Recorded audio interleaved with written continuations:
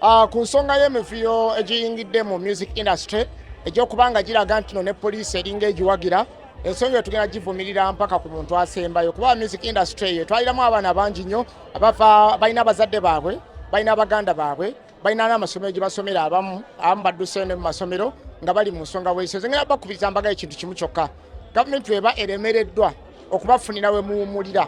Gavumenti eba eremereddwa okuteekayo ebifo nga abavubuka ba trainingira omupiira, ba trainingira ebikonde, okuba opportunity okugenda okuyingira okukulembera okuzannyira eggwanga odi representinga. Abavubuka balina kwekolamu mulimu bakole eddoboozi eryawamu odimandinge ebintu ebyo.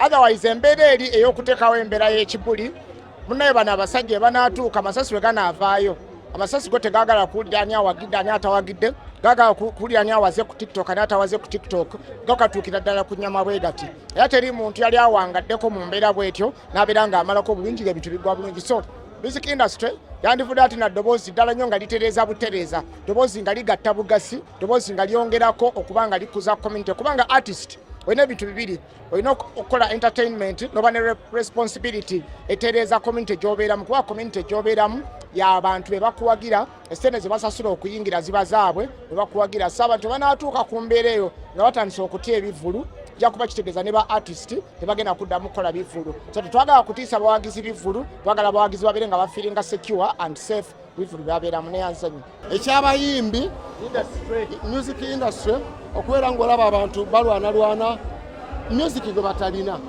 bayiye ennyimba bakonsentratinge ku music. Era olaba abayina ennyimba nti bayimba ennyimba okuva saawa misana mpaka saawa emu. Kabaka bwe yazze n'agamba Mathias Walukagga yabanyaniriza, nnyimba z'eggwanga ne luvuga n'ekitiibwa kya Buganda ne mwaniriza kubanga nina ennyimba. So artists, I appeal to the artists nti you compose songs, mubeere nga mulina music. You must be having good music. Bwe banaaba nga balina good music tebagenda kuddamu kulwanalwana kubanga mujja kuba mukola ssente. Naye kati banoonye obubongerako, talina luyimba lumwogezaako, eŋŋuumi gy'ayagala ekole kimwogezeko.